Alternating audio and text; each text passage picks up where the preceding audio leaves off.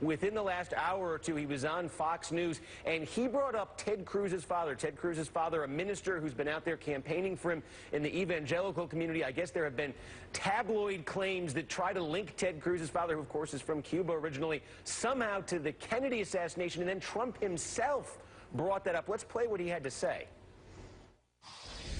You know, his father was with Lee Harvey Oswald prior to Oswald being shot. I mean, the whole thing is ridiculous. What is this, right prior to his being shot?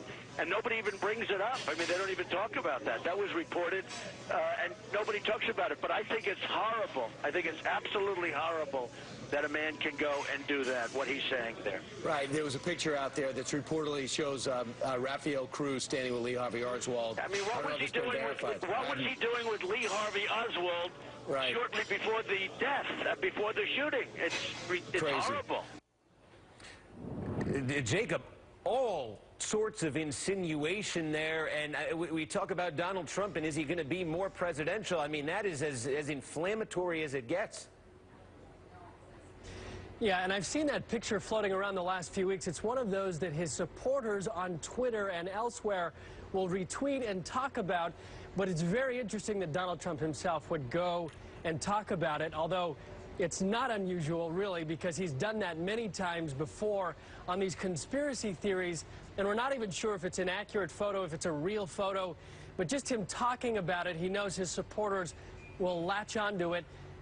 But it's a very interesting strategy for him to do that, and last minute and last day at the Indiana primary. Now, as we look at today, on a day that Donald Trump could essentially nearly lock up this nomination, there would be almost a cakewalk now going forward if he wins by double digits. Incredible to think that 10 months ago, as he was announcing, he was thought of by some as a joke. It was a big crowded field. And now look where we are today, and it's important, I think, to look at the last month or so and what's happened with the Trump campaign. After that devastating loss for him in Wisconsin, really he turned things around. He made that Paul Manafort hire Rick Wiley. He had a speech on foreign policy. He had a lot of new promises of new people joining in the campaign. And now here we are in front of the Trump headquarters, one of them in Indianapolis. And inside, they're preparing. They have, of course, the traditional Dunkin' Donuts and coffee. And they've already sent people out canvassing, and it's raining and cold outside. And they're gearing up, they hope, for a decisive win. Steve?